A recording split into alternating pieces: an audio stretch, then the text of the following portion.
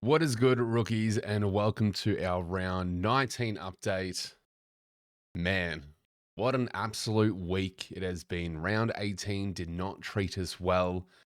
There has been mass carnage with little to no trades left, potentially no boosts. How do we even try to navigate this? We're going to go through the injury news before we even look at reviewing our team and how he went last round, because there's been so much carnage. And we're going to talk about how you could potentially pivot, if you can pivot at all, with minimal trades. So our major ones that we're going to look at, nothing to do with Adelaide. Nothing to really do with Brisbane. The only new thing here is Bailey did cop a suspension. So if you're looking at a bit of a pod forward, not the one to go. For Carlton, the good news here is that Gerard was only hit with a fine. He is not going to miss any games, although I believe they spent much more money trying to negate the fine. And then it just makes no sense. But Gerard will play. So if you have him, take that as a win, because he's not someone you have to worry about trading out now. But again, this list just keeps getting bigger and bigger. Walsh is still 2 weeks away. Newman, again, season. Basard is a test, so that's good. What can you do? What can you do with some of these lists? Nothing too crazy. A few tests for Collingwood. Cleary and Schiltz. McCleary is coming back. I think that will be a really good in. McCleary, more importantly, over Schiltz. So I think that's really, really interesting there. And there has been some rumours about Dacos as well, potentially not being fully into the match sim at training. Potentially things to be concerned about, along with Mills. There are rumours that Mills may not be available, but it's all rumours for the moment. Wait till we have any confirmed reports before stressing out even more. But for Essendon, I mean, look, the big one here is Martin. Has done his knee. ACL confirmed, done. Season done. So Martin is one you're going to have to look to move out of. 100%, because the season is done. Cardwell is basically season done. Paddy is also soreness for 1 week. What is happening at the hangar? What is going on here to cause this much chaos for injuries? Reed's done. Setterfield's done. Parrish is still away. Kai is still away. This list is ridiculous. Like, there's a 13th debutant, I believe, in McMahon coming in this week. So, ridiculous. In regards to, like, Cooper Simpson, 1 week. Hayden Young is finally a test as well, so that will be interesting. Nothing too crazy for Geelong. Duncan's still 3 to 4. Decoding as a test, that'd be good. Yeah, just nothing too crazy here. We're going to skip right past that. The one that hurts me the most, I believe, because it's a pod, the last man on this list, Luke Miller, 4 to 6 weeks. I got 1.15 games out of him, and then he decides to go boying with his Hemi and catch you later, with no trades. No trades whatsoever. So, yeah, that's awesome. Love that. Very, very nice. I don't know what we're going to do. But for Giants, Hogan's out on a foot. Kelly's out with the hip. Daniels is still very far away. Taylor is still away, so he's 1 week away. There's nothing crazy here. Like, Whitfield and Ash are probably the main ones you're looking at. Will Day, though, 1 week away, apparently. But interesting to see, how that goes. Nothing crazy here as well. We've got Aiden Johnson as a test, so we actually might have cover if we need it. Crazy. Not that we are really worried about that at the moment, because the season's basically over.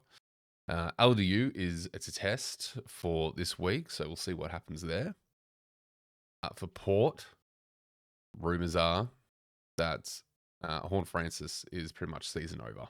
So it's not saying here on the injury report, but from everything that we do know, he did have surgery, I believe. So highly unlikely to return. So the Horny Man, done.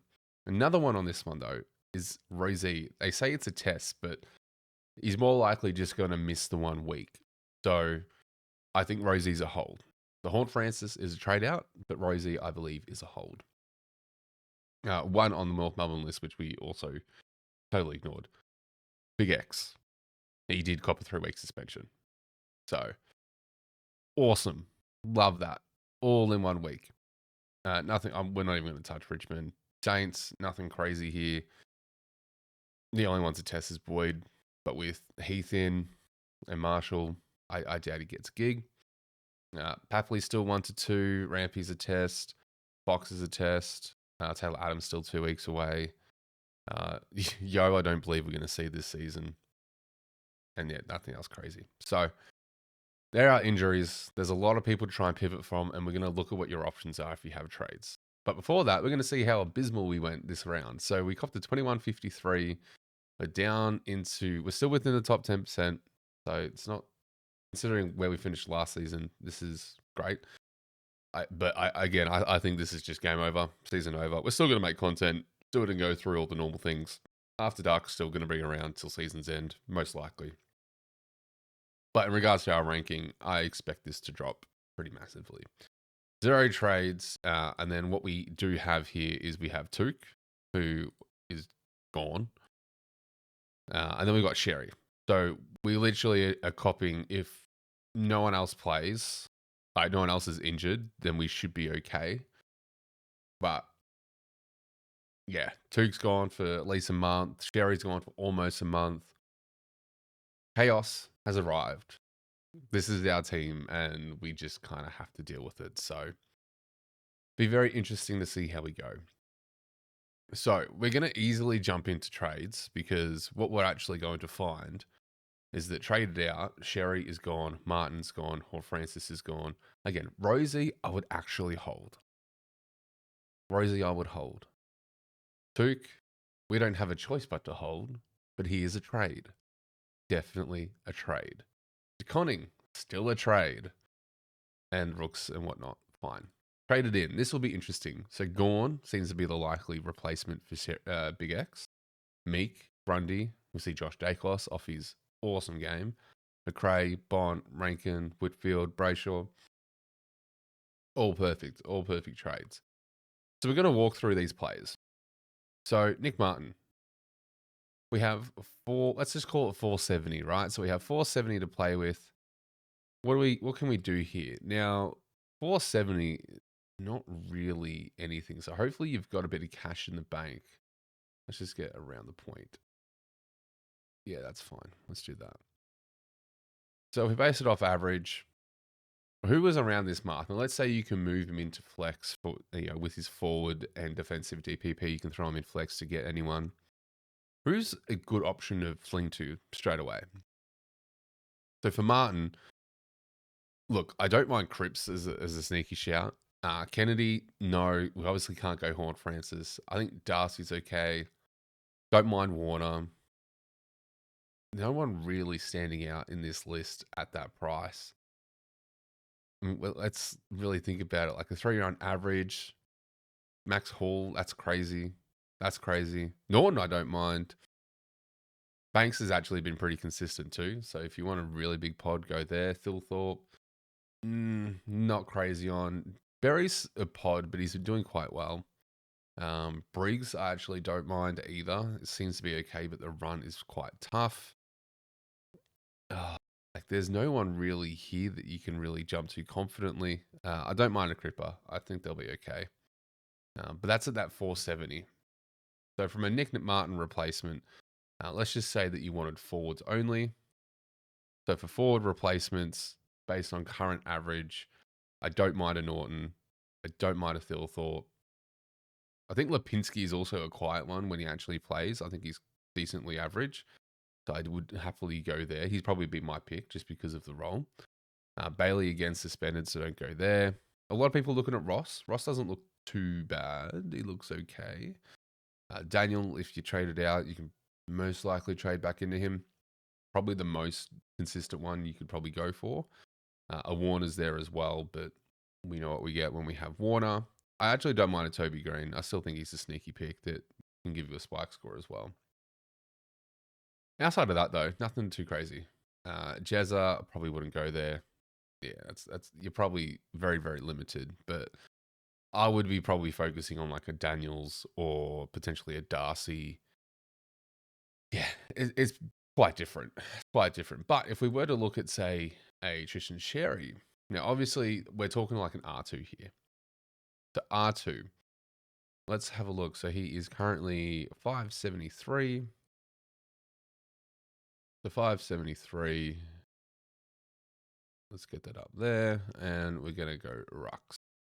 Now, a great video that goes into this in a lot more detail is DR's video on Supercoach Swordplay. Go suss it out. In regards to current Ruckman and who would be like a like for like, as much as we can with Big X, I actually think Meek is ahead of the pack. I don't mind Meek at all.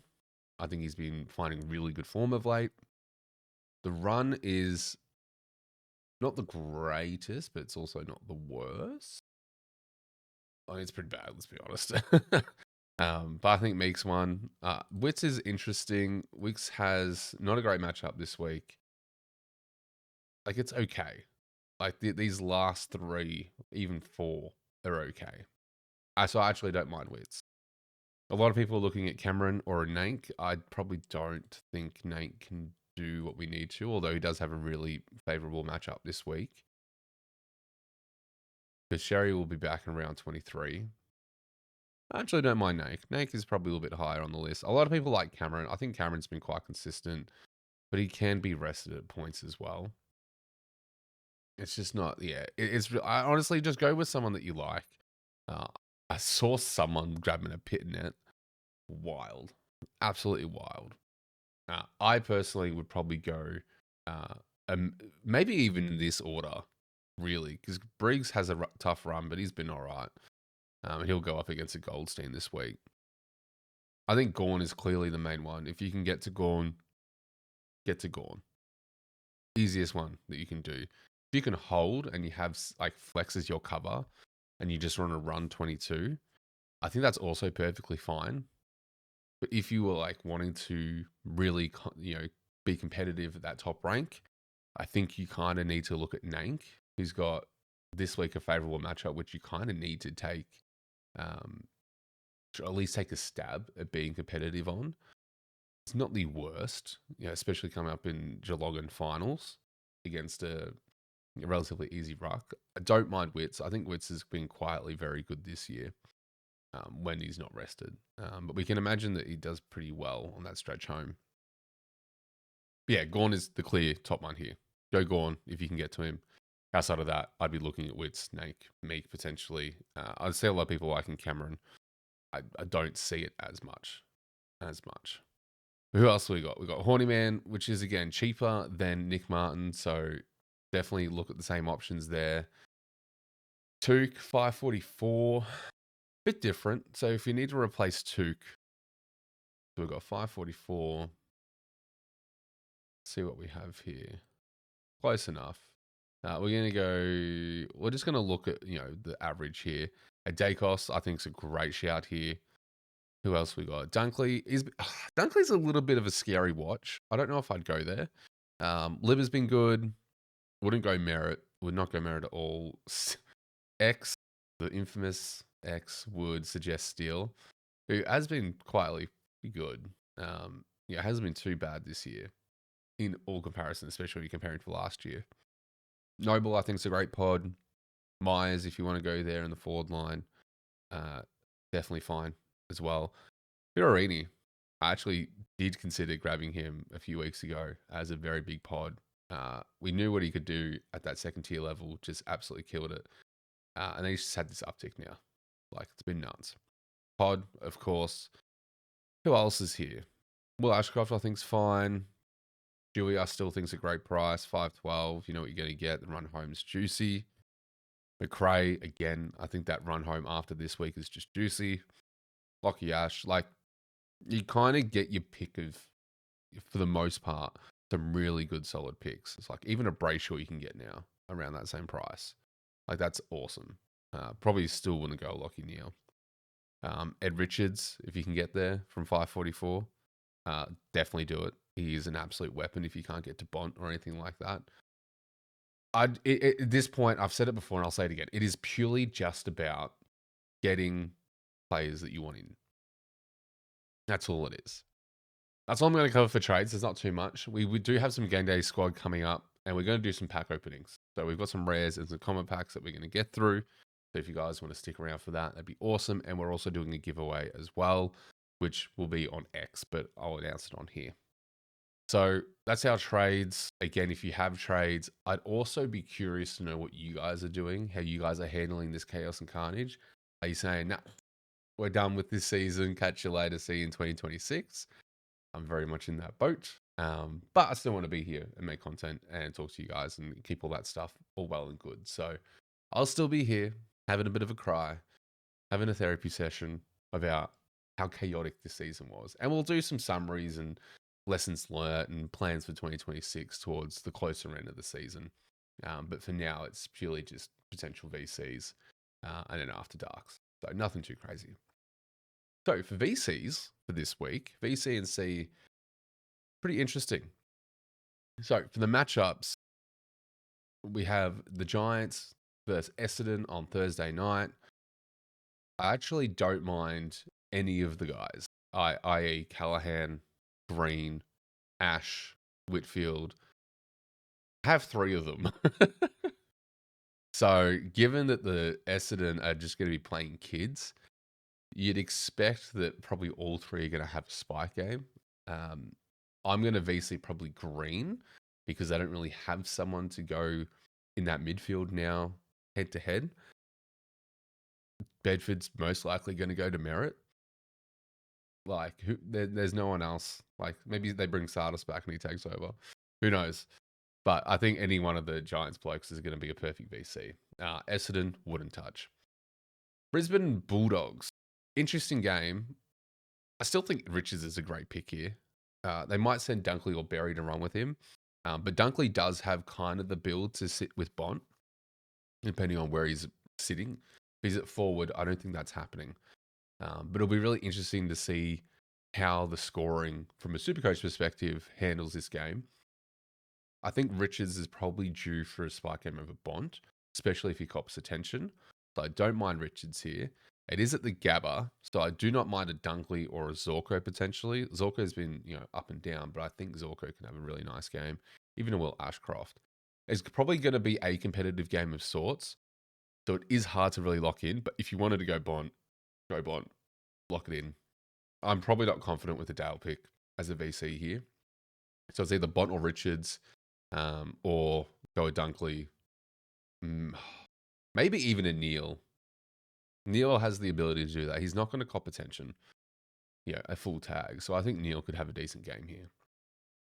On Saturday, we've got Port versus Hawks. Butters is the only one. Do they bring in Finn McGuinness to do a tag?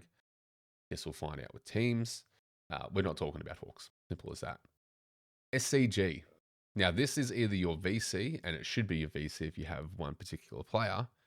Mr. Grundy. If you have Grundy, you are 100% locking in the captain or VC. If you have Grundy in your team and he is not wearing an armband, you are not playing Supercoach correctly. He needs to have at least your VC or C this week. Coming up against a fill-in ruck because Sherry is now suspended, who knows what Grundy can do. This is going to be very scary as a non-own. So if you have Grundy, he is copying that armband for you this week. If you have him and you somehow don't, please let me know why. Because I don't see any other better matchups this week for a VCC that can really change the pace of your ranking. So Grundy is a clear one here. Goulden, I think, is also great. In regards to, I think Heaney's fine. I don't think North will, Phillips hasn't been doing too much. So I think any of the main players from Sydney, I think, should do quite well here. From a North perspective, there's only one person I would probably trust to give you a decent score without concern, and that's probably McKercher more than anything. Now, Sheasel did do quite well, but it's such a weird watch because he can get half forward time, especially with LDU potentially coming back into the team as well. If he doesn't pass the fitness test, then maybe Sheasel's a decent shout if you don't have a Goulden or a Heaney. Hopefully Mills does play. Mills could also have another bounce back game. We see this pattern now with Mills, where it is very much a high score, low score, high score, low score. It's so frustrating. Anyway, for that game, you're probably looking at McKercher or Sheasel if you wanted to go there. Otherwise, Grundy has to be your main one there. Now, we've got Gawn versus potentially a dual ruck of TDK and Pitto. So with that in mind, Gorn can actually be quite decent here. He's done okay, over time. He's probably not the most consistent one you'd want to go here. I'm probably skipping this game from a captaincy point of view. He's just there for now. I'm fully expecting to take like a Tom Green or something like that. So I probably wouldn't touch anyone from this game. If anything, maybe a Hewitt is probably my only choice from this. No one else is really making a name for themselves. If you have a Nate Curvis for whatever reason as your replacement, I think he's a safe captaincy. That's it. That's it. Maybe a Timmy Taranto if you have him. Don't mind that at all. GMHBA, Geelong versus Saints. Now, this is going to be really interesting because I trusted Holmes with my captaincy last week and he let me down tremendously. We expect Smith and Holmes to have decent games here. Does Windy go to Holmes, for example? Or does he run free? Like, it's really hard to pick what they're going to do. But if there's word that there's no tag and Windy's just playing a role, again, I still don't mind Holmes or Smith. They can't both be that bad 2 weeks in a row, right? Surely. McRae can probably cop attention. Like, there's a few different things going on. I still think it'll be a good game. But a Naz, I think, will be good. A Sinclair, I think, will be okay. I think Naz will definitely bounce back with a spike score if he's not copying attention, but we'll see what happens there. Collingwood and Freo. Geez, I really think that the only two options you might have is Sarong and Brayshaw from this. I don't know if Jackson has the ability to do a very good captaincy score job against Cameron as a duel, maybe as a rover, but Josh Dacos could do well. That's totally fine if you want to try, say, captaincy on him. Given the rumors that we have of Nick Dacos at the moment, with potentially not even he might get rested, just wait and see. He can still come out and smash it, but you never know. Adelaide and Suns. I love a Nando here. Now that there's no Took, I think Nando and Rao are going to be great options. From Adelaide, no taggers. The only one that did a run with roll or gave anyone any extra attention was Took. So I think Dawson is a great shout here as well. And they're probably the options I'm looking at. So for Supercoach, guys, let me know what you guys are doing. Let me know what your trades, if you have any left, if you're doing any trades. What are your replacements for your Sherrys, your Horn Francis, your Nick Martins? What are your replacements for there? And then also, who are you going to VC and see this week? Make sure you let me know down below. And right now, we're going to jump into Game Day Squad and open up some packs.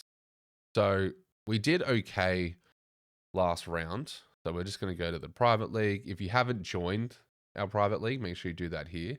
Again, even if you've used the rookie code, the rookie promo code and whatnot, make sure you guys have gone and made a team in the Contender Series or just any team. We're giving away 2 packs from this one. So we're going to give away a rare pack, a 9-player rare pack, more importantly, and a 9-player common pack. So make sure you go follow me on X/Twitter, whatever you want to still call it, Rookie Coach AFL. You'll find all the things you need to do to go in the running for that. As always, that is drawn on Thursdays around 6, just before lockout starts rolling in. But for our round 18, we did okay. Wasn't the best, wasn't the worst. So we're going to get into opening up some packs. We're going to save the rares for last, but we've got 2 9-player commons here. So we're going to see if we can get any boosted players that we need that are really going to help build our team here. All right, so let's just take again. We've got a silver, gold. Okay. Any decent silvers? Dolan, rookie. Warple's not bad. Weller, not looking too bad. Jones, Murphy, Callum Smith. Oh, Gold Sam Darcy actually is pretty decent here. Gold Sam Darcy. We're going to zoom in a little bit more, see if we can get this to be a little bit more viewer friendly. But if we just look at that last card, where are we? Gold Sam Darcy. Not the worst. Not the worst. Something to keep in mind for matchups moving forward. Definitely. So getting into our second 9-player common pack. Hopefully we can get a little bit more variety in this one. See how we go. Silver, gold, silver, gold, gold, Silver? Gold? Okay, okay. Callum Daniel and Silver, that's actually pretty good. He's a very, very safe pick. Petricelli, interesting. Rogers. Yeah, okay, sure. Dowling, that could be a nice future pick. Golds, anything decent? Nope. Nope. Nat 5, that's... Yeah, no. Hugo Garcia, that's an interesting gold card. That could be one that we look to hold in the future. Now, we've got 3 rare packs. Now, I haven't done many rare pack openings. If we look at... Let's have a look here. If we go to the store and we have a look at these rare packs, we can see that we have chances of getting a legend, a diamond, a platinum. We can kind of see more of the breakdown and chances. So we're going to do the 3-player pack first. If we see a diamond, I'm going to be quite happy. More importantly, I want these higher cards because then they allow me to trade down to players to build out my contender team. Because that's all I'm really focused on. So we've got a gold, platinum, and a gold. Nothing too crazy. Another weird rookie. Awesome. Awesome. Nothing that really helped us. But with some 9-player rares, this is where things can get juicy. So, a gold, a gold, gold, gold, gold, plat, plat. Okay, so a few golds, a couple plats. Bobby Hill, a gold Bailey Smith. Should this man find form, we have just literally struck gold. That's awesome. Who else are we going to get? Lorenz, not bad. Moyler. A gold Keys, not horrible. Platinum Jack Graham. Platinum Warple's pretty good. And Jaden Hunt. Definitely worth it for Baz Smith as gold. Just hope that he turns it around in some way or form and doesn't have a game like last week. But for that run home, there's no way we're not having a gold Bailey Smith in our team. For sure. Plat. Gold, gold, gold, gold, gold, plat. Okay, so no diamonds this time around. Mark O'Connor, not too bad. O'Meara, Long, Cadman, Archer Reed, Heath, Turner. Okay, so our platinums. Now, if these are really good players that are going to be sought after for the higher leagues, and again, trade value is massive here. Harms and Buller. Buller's actually an interesting one. Future prospect. But overall, I'm actually very happy with how we did with our pulls, considering that we just got a gold Bailey Smith, which is a very, very highly sought after. So if we have a look here, so again, there's nothing to, I mean, like, I don't mind Cadman here. It's actually a decent one to hold on moving forward because he's going to be an absolute gun. But a Warple's pretty good once he's in form. But a Bailey Smith, this is wild. Absolutely wild. He's gone straight into our team. We can make sure of that. Keys isn't too bad as well here. He's actually been doing pretty good overall. Who else is worth mentioning here? Caleb Daniel is a very, very safe pick. Very, very safe pick for our forward line. Oh, there's no one really else. Darcy Jones can have a spike game or two.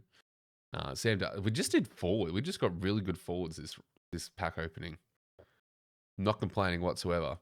So if we go into our team now, we're going to look at what we have moving into this round. So for the moment, well, for one, we're going to change this out with a bronze Luke Jackson so we can get our Bailey Smith. That's not what we want to do. I want my Smith that is gold. There we go. So we're going to bring in our gold Bailey Smith. Now, we've already used up 100% of our cap, our salary cap.